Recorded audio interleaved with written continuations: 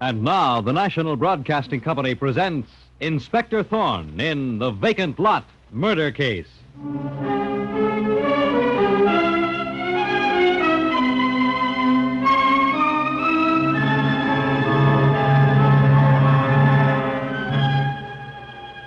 Tonight, the National Broadcasting Company presents the exploits of the spectacular young Inspector Thorne of the Homicide Bureau, whose investigations rank with many of the most celebrated ones in the annals of crime fiction.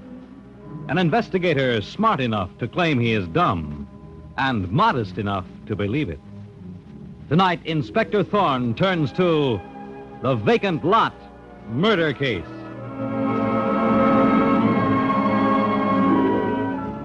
As tonight's Inspector Thorne murder case opens, picture, if you can, a vacant lot late on a summer evening. A street lamp casting a feeble light on a large for sale sign near the pavement.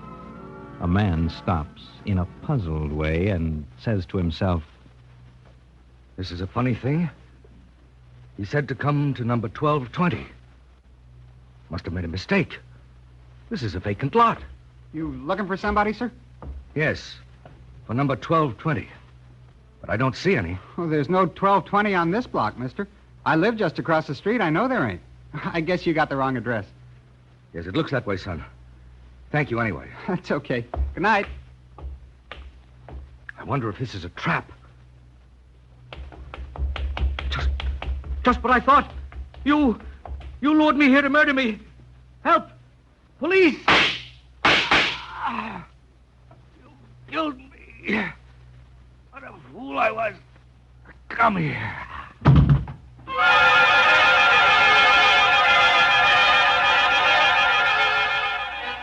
And 5 minutes later, the police are on the scene, in the person of the spectacular Inspector Thorne, with his right-hand man, Sergeant Muggin.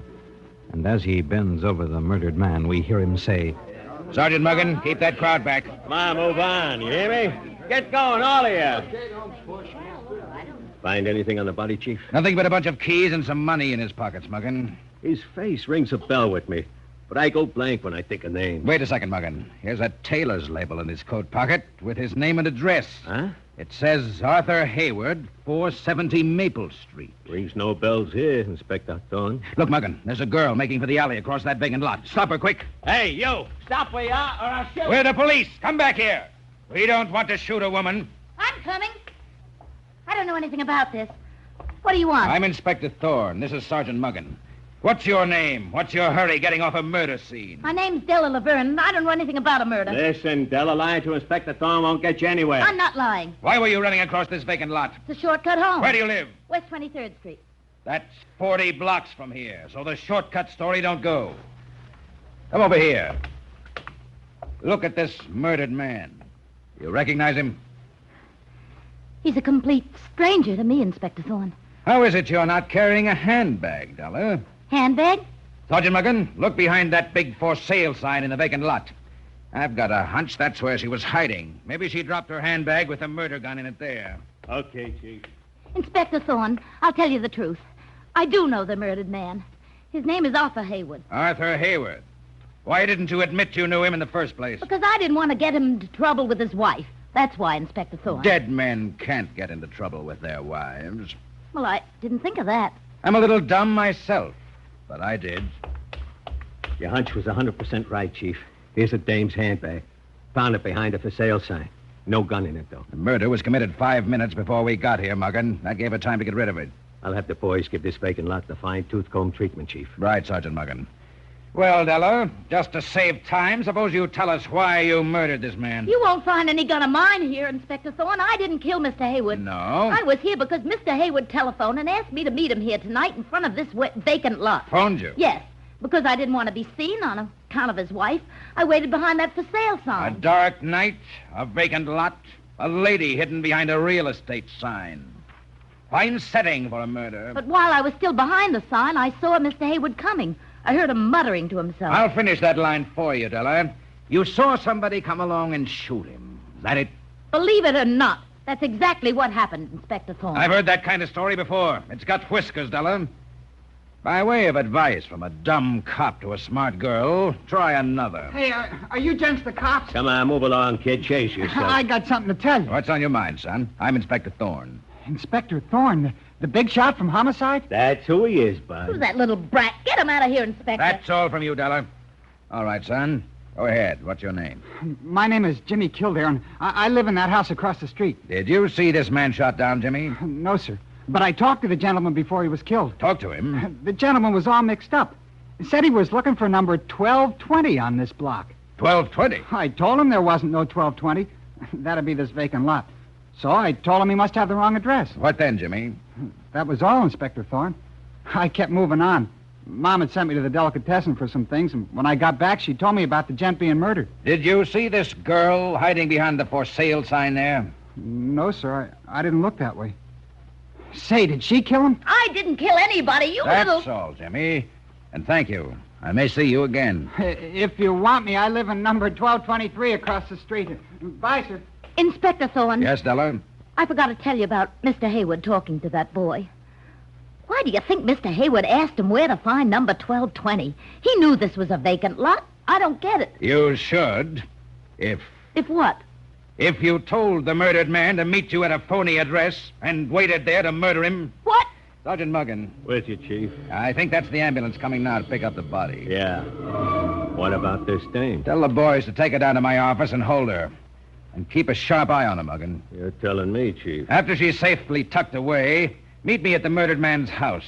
I'm on my way there to break the news to his wife. Here's the address. Mrs. Arthur Hayward is the poor woman's name. Be seeing you there, Chief.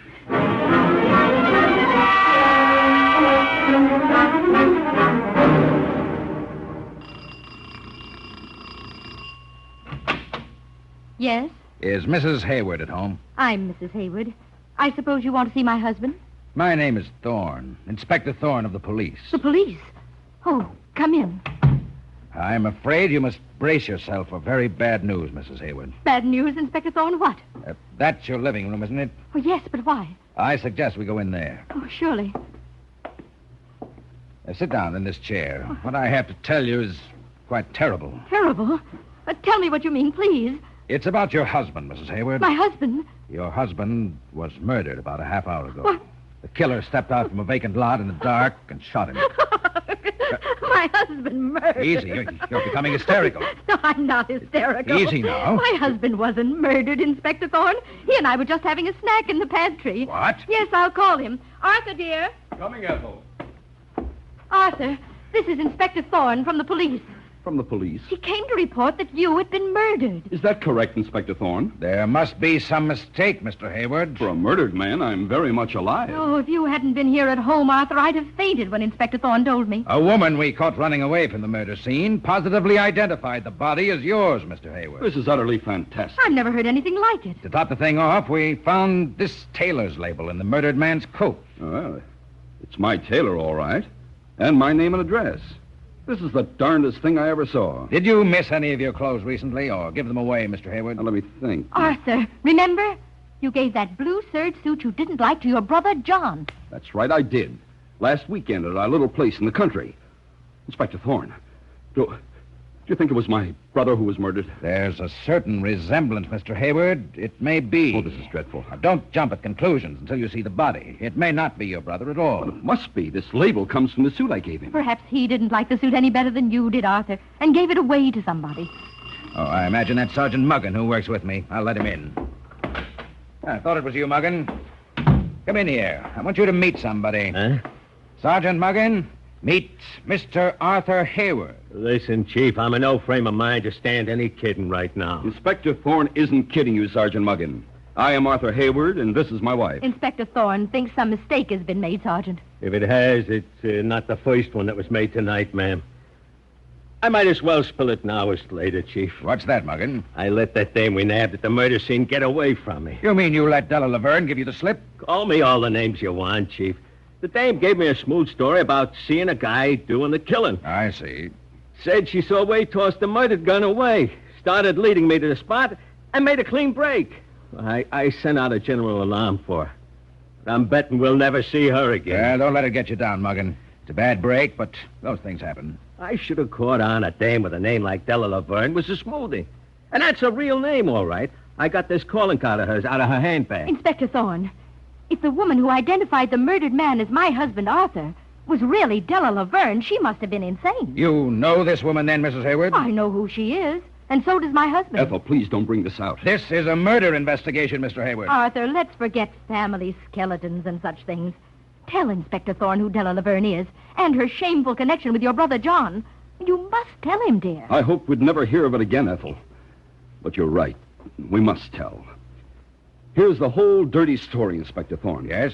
Well, my brother John had a bad criminal record. Criminal record? Out on the West Coast where we used to live.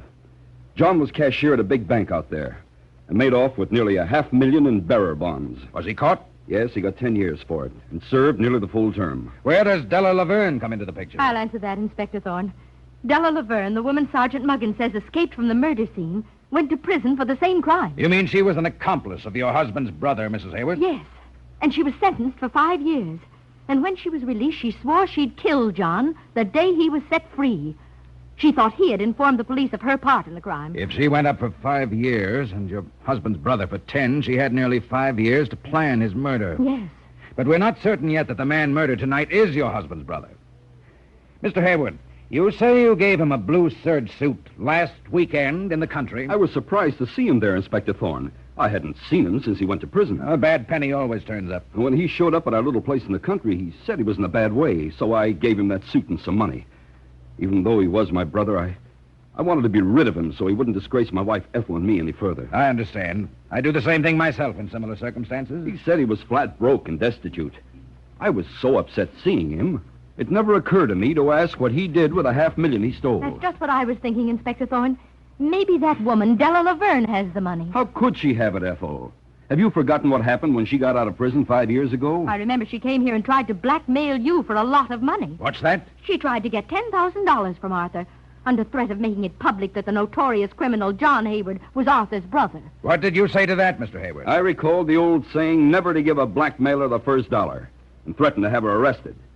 Well, in any event, it proves that she didn't get away with $500,000 she and John stole. Without talking out of turn, Chief. Yes, Sergeant Muggin. I'm getting the idea Mr. Hayward's brother was bumped by the dame for that wad of loot. We're not sure the murdered man is Mr. Hayward's brother. Well, would it help if my wife and I went with you to identify the body, Inspector Thorne? The body is at the morgue, still in the medical examiner's hands now, but, say in half an hour, I could send a car for you. We'll be ready, Inspector Thorne. But Arthur, to that horrible place, the morgue. It's the only way to find out, dear. Oh, I suppose so. Sergeant Muggin and I will meet you there. Goodbye till then.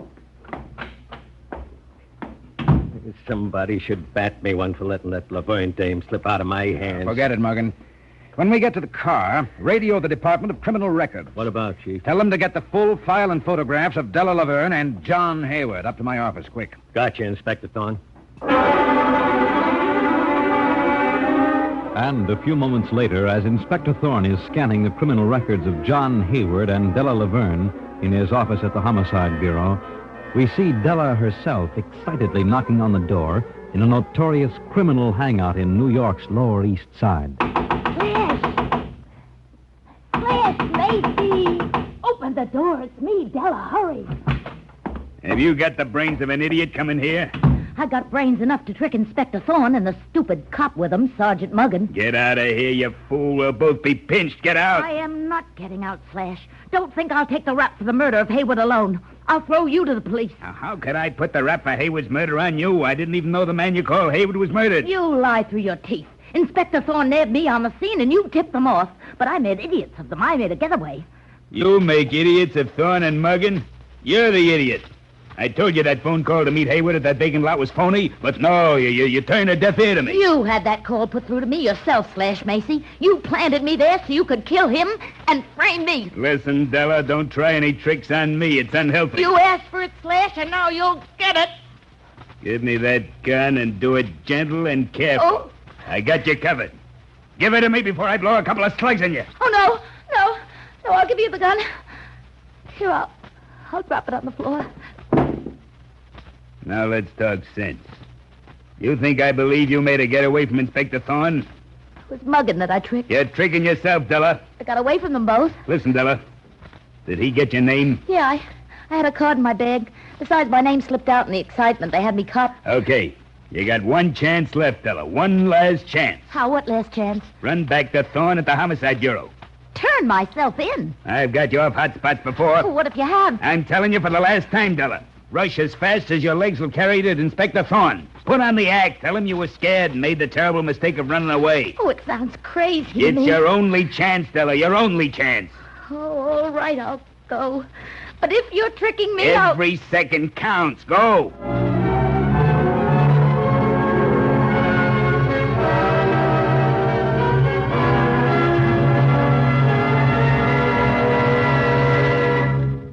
Inspector Thorne in the Vacant Lot murder case will return in just a moment.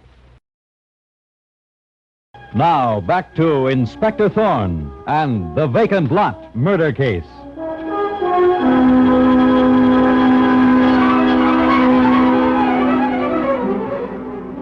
And now, a few minutes after the scene we just heard between Della Laverne and Slash Macy, evidently her accomplice, we see Inspector Thorne at the morgue beside the murdered man's body, and we hear him say to Arthur Hayward, So you positively identify this body, Mr. Hayward? Yes, Inspector Thorne. It is my brother John. What a fearful end he came to. Perhaps he's just as well off, Arthur. A life of crime, years in prison, a marked man always. Maybe so, Ethel. But to me, the brother I was brought up with... Try not to think about it, Mr. Hayward. The identification of your brother's body is a great help to me. It's easy to see your brother's pronounced family resemblance. Yes. People used to say that if my hair weren't so black and poor John was so blonde, well... But anyway... What do you know, Inspector Thorne? You know what, Sergeant Muggin? With 1,000 cops looking for that dame, Della Laverne, and get nowhere. What does she do but walk in here and ask for you? Della Laverne here? That's it, Chief. I got her waiting outside. I wonder what her game is. Mr. Hayward, would it inconvenience you and your wife to stay in the reception room until I've talked to Della Laverne? We'll be glad to stay, won't we, Ethel? If only to satisfy my woman's curiosity. Yes, Inspector Thorne. I'll tell you what she says, Mrs. Hayward. I'll not keep you waiting too long.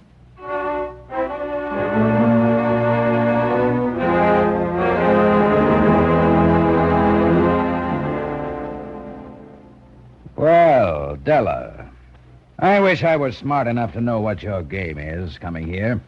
You're a very clever man, Inspector Thorne. A very smart man. Thanks for the compliment, Della. But believe me, far from being smart, I'm blind on all fronts, except on catching murderers. What's your game coming here? Please, Inspector Thorne, there's no game, no trick. I suddenly realized how silly I was to make a getaway from your Sergeant Muggin. It was only because I was so frightened. You must admit you practically accused me of murder on that vacant lot. I have the murdered man's criminal record on this desk, and I have yours. Why did you meet him at that vacant lot? If you didn't murder him, who did? Why did you lie and say his name was Arthur Hayward when you knew very well it was his brother, John Hayward? I'm not hiding that I was at Crook or that I was in prison. But I went to meet Arthur Hayward on a phony telephone call. Phony telephone call? Who made the phony call? Answer me and don't lie. You're as near the chair as you can get without being in it. That phone call was phony. I fell for it because I thought I could get some money out of Arthur Hayward for not singing his brother John was a crook.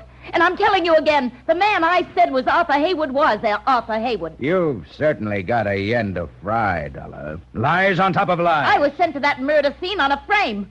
And I'll tell you who framed me. All right, tell me. I'm working with a guy named Slash Macy. He put me on the hot spot to save his own hide. He's your killer, not me, Inspector Thorne. Okay. I'll list you as innocent. Thanks. Thanks for believing me. Innocent until proved guilty. Sergeant Muggin. Here I am, Chief. Let this girl out, but put 2 men to trail her and check every move she makes. You dirty cop. What else could I expect? Show her out, Sergeant Muggin. And, watch your step this time. You're telling me, Chief? Come along, Della. Take her out through the reception room. I want Arthur Hayward and his wife to get a good look at her. Okay, Chief.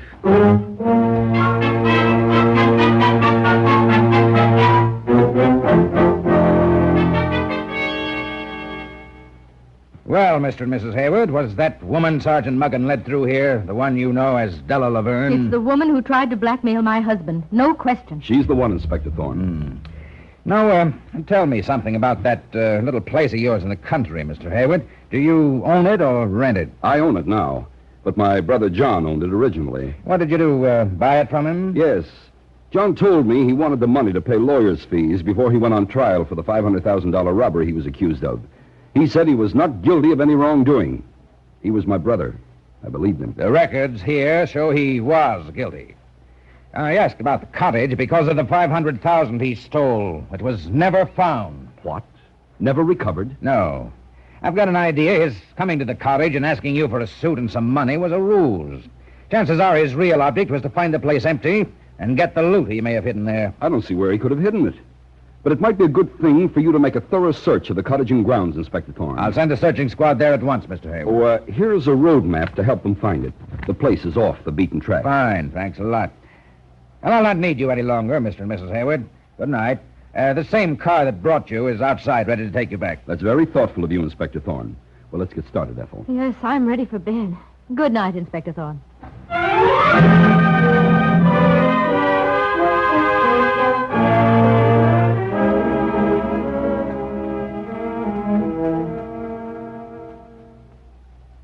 I saw Mr. and Mrs. Hayward leaving, Chief.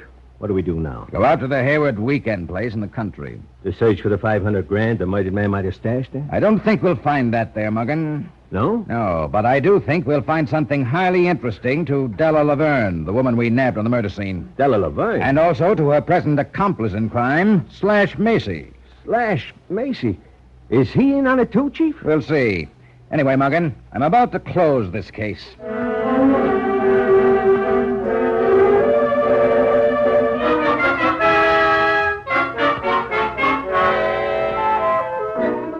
But is Inspector Thorne about to close the case as he said?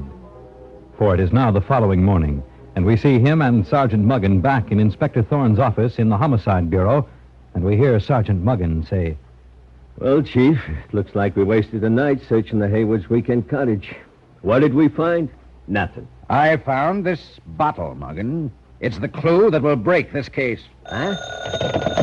Hello, Sergeant Muggin talking. What? Okay, I'll tell the Chief.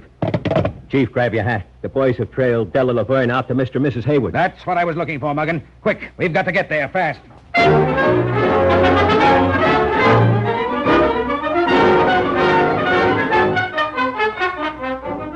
and now at the Hayward's house we hear this.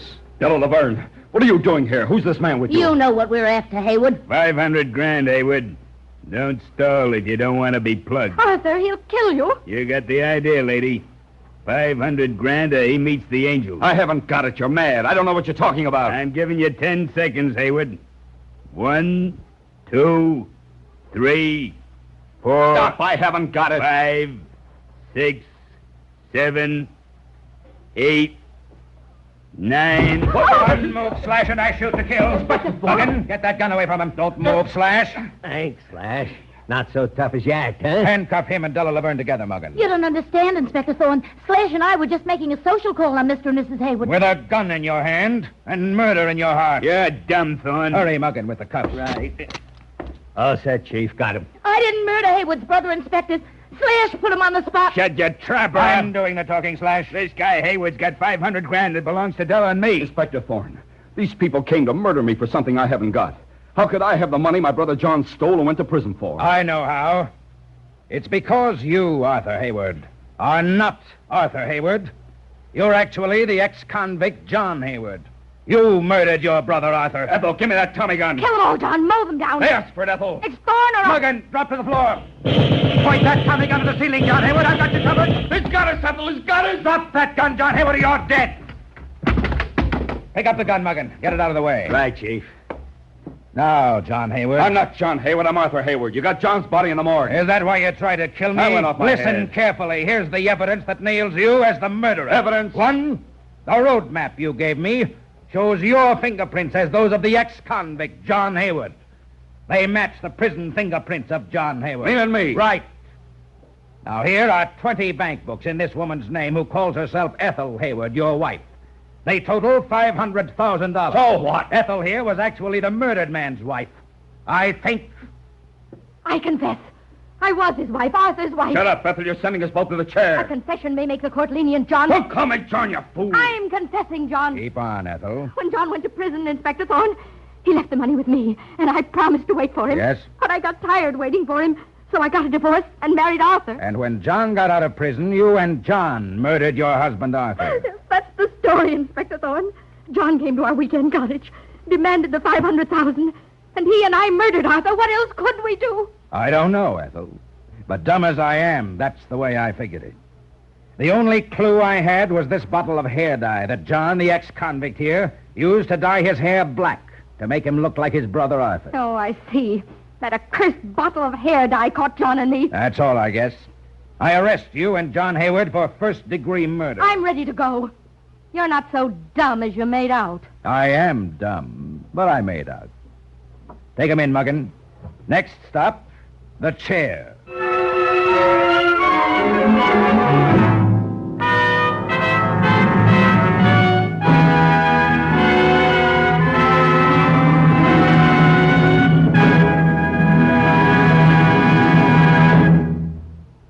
And so ends the Vacant Lot murder case. The part of Inspector Thorne is played by Karl Webber. Direction by Kenneth McGregor. The script was written by Edward Francis from the original story by Frank Hummert. And now this is Fred Collins inviting you to tune in again next Friday at this same time when the National Broadcasting Company will present Inspector Thorne in the Golden Girl murder case.